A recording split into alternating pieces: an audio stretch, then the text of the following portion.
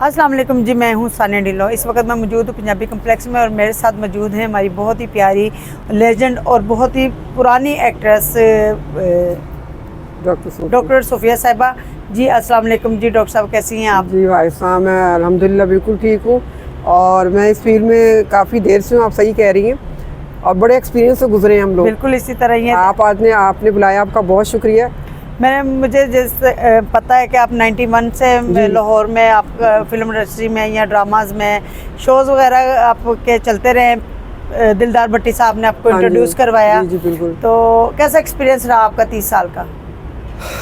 30 साल का एक्सपीरियंस बहुत अच्छा भी रहा और बहुत बुरा भी रहा, इसलिए कि ये शौक़ जो होता है ना इंसान को, ये बैठने नहीं देता। बिल्कुल। मैं अभी भी देखती हूँ कि जब कभी मैं पीटीवी के सामने से गुजरती हूँ कि वो पुराने आर्टिस्ट जो बेचारे बाहर बैठे होते थे एक सीन के लिए, वो आज भी बैठे हुए हैं। उनको ये आस होती है कि कोई थोड़ा सा काम मिलेगा तो हमें पैसे मिल जाएंगे।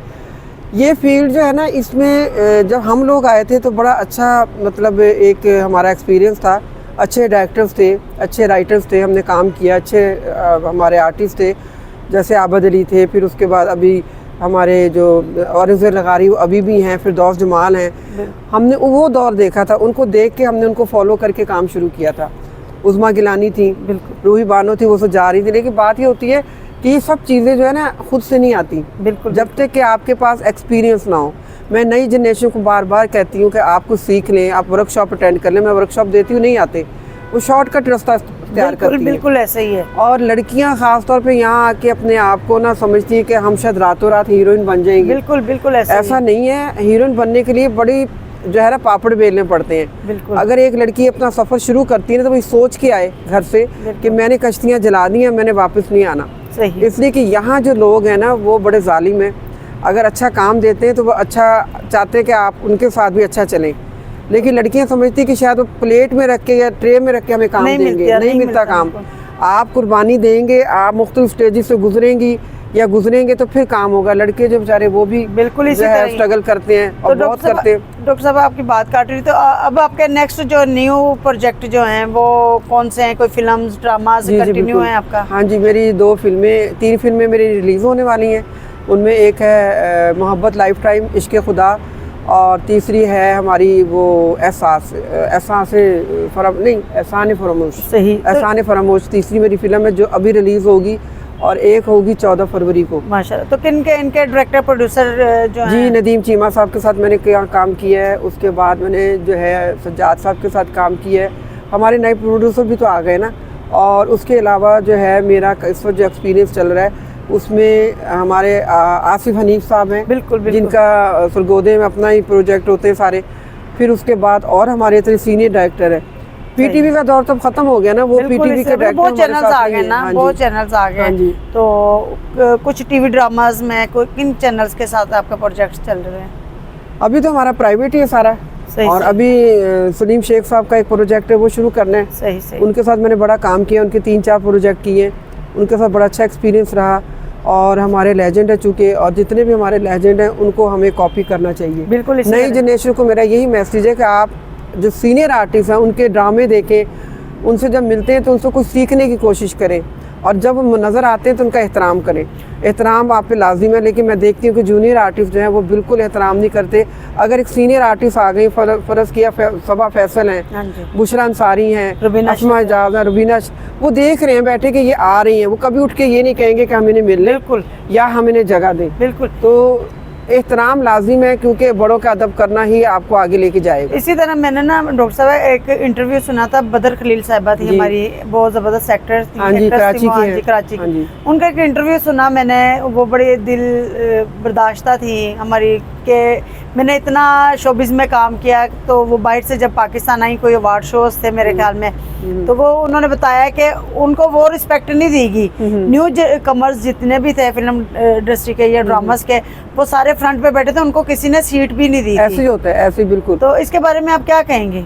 मैं समझती हूँ कि बहुत ही गैर मुनासिब हरकत है। नई जनरेशन को सीखने के लिए, आगे बढ़ने के लिए इन्हें फॉलो करना चाहिए। बिल्कुल। और जब आप इनको फॉलो करेंगे तो कम से कम एहतराम अदब तो रखें ना। बिल्कुल ऐसे ही है कि हम उनको देख के अभी तक चल रहे हैं और आप नए आ रहे हैं, आप किसी को ना जगह देते हैं, ना आप उनकी रिस्पेक्ट करते तो कैसे कामयाब होंगे। बिल्कुल ऐसे। बड़ों का अदब भी आपको आगे लेकर जाएगा, इसको हमेशा याद और रखिए। ये नए ड्रामेज जो बन रहे हैं ये हमारे माशरे की अक्कासी करते हैं। जी, जी। हमें क्या प्रेजेंट कर रहे हैं ये हमारे नए ड्रामे, क्या बताना चाह रहे हैं। अब आपने देखा होगा कि मोस्टली ड्रामाज में जैसे ये बहनोई जो है साली के साथ उसकी ये बिल्कुल सिस्टम सही चल रहा है। और हमारे मुल्क में तलाक की शरह बढ़ रही है, क्योंकि बच्चियां जो है ना जी, जी। वो सीख रही हैं। हाँ जी। आप इसके बारे में क्या कहना चाहेंगे ड्रामास वालों को, जो हमारे राइटर को हम कहेंगे या डायरेक्टर को जो स्टोरी लिखता है या उसको चलाता है, तो आप उसके बारे में क्या कहेंगे? देखिए राइटर्स जो है ना उनको तो मैं यही सजेशन दूंगी कि आप अगर ख़वातीन को सामने रख के लिखते हैं और आप हर ड्रामे में एक ही चीज़ दिखा रहे हैं कि या तो बहनोई का साली से रिश्ता हो गया है या उससे कोई अफेयर लग गया है, ये चीज़ें हैं तो सही। बड़े कहते हैं कि कभी भी शादीशुदा लड़की के घर में अपनी बच्चियां ना भेजें, बिल्कुल, क्योंकि पता नहीं होता ये इंसान बेईमान है, वो रिश्ता जिससे है उसी से है। बिल्कुल, जो बाप है वो बाप है, जो भाई है वो भाई है।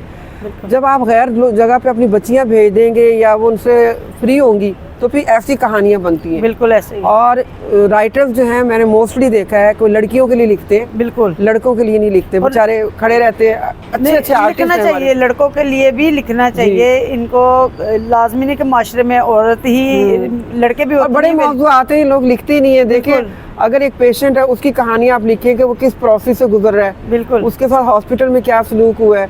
अगर ही। गवर्नमेंट का कोई मसला है, आपके पास हालात ऐसे हैं कि आपके पास पैसा नहीं है, तो आप कैसे सरवाइव कर रहे हैं। ऐसे ही है, अगर आपको कोई फंड्स मिल रहे हैं तो आप उनको कैसे तकसीम कर रहे हैं। ऐसे ही है। उन लोगों की मदद करें जो ज़रूरतमंद है, उनकी ना करें जो आपके मिलने वाले हैं। गरीब लोग, हमारी गरीब आवाम क्यों जराइम की तरफ बढ़ रही है कि उनके पास रोज़ी रोटी नहीं है। रोज़ी रोटी के लिए घर से निकलते हैं और कोई जुर्म करके वापस आते हैं, उसकी वजह क्या है कि उनके पास रोज़गार नहीं है। तो उनके लिए रोज़गार फराहम करें, उनको अच्छा मौका दें ताकि वो इन चीज़ों से दूर हो जाए। मैं अक्सर ना प्रोडक्शन के लिए, कोई बेटा मेरा भी शोबिस में है, तो अक्सर मोस्टली मुझे उसके साथ जाना होता है कि कमर्शियल्स वगैरह पे, तो मैं देखती हूँ वहाँ पे लड़के जो मजदूर तबका जो है शोबिस का, उनको अक्सर देखती हूँ कि वो बेचारे लगे होते हैं, यहाँ से कट करना पड़ेगा, वो अक्सर लगे होते हैं कि ना बहुत खूबसूरत बच्चे, और मैं उनको देखती हूँ कि वो मजदूरी कर रहे हैं, वो भी काम कर सकते हैं शोबिस में। जी बिल्कुल कर सकते हैं। कल हमारा एक कमर्शियल रिकॉर्ड हुआ, वहाँ मैंने देखा कि बैक साइड पे बड़े खूबसूरत लड़के खड़े थे। हाँ जी, इसी तरह और बड़े अच्छी पर्सनैलिटी के। तो मैं सोचती रही कि ये और काम क्यों नहीं करते, जब इनको पता है कि आपको यहाँ काम नहीं मिल रहा और आपको सिर्फ एक्स्ट्रा में डाला जा रहा है। तो मैं समझती हूँ कि एक्स्ट्रा में आके आप अपना टाइम ज़ाया कर रहे हैं। ऐसे ही आप उसके लिए सीखें, वर्कशॉप लें, आप अकेडमीज में जाएं ताकि आप एक अच्छे आर्टिस्ट बने। और सबसे बड़े सीनियर आर्टिस्ट को देखें, उनको फॉलो करें, उनसे कुछ ना कुछ हासिल करें। बिल्कुल ऐसे ही है। तो अब और लड़कियों के लिए एक मैसेज है कि लड़कियां जब घरों से निकलती हैं वो ये सोच के ना निकले कि हम जाते मायरा खान बन जाएंगे, जाते मैं भी शयाद बन जाएंगे। नहीं, आपने मेहनत करनी है। आपको एक सीन भी दिया जाता है, एक लाइन भी दी जाती है, तो वो आप पूरी परफॉर्मेंस के साथ अदा करें।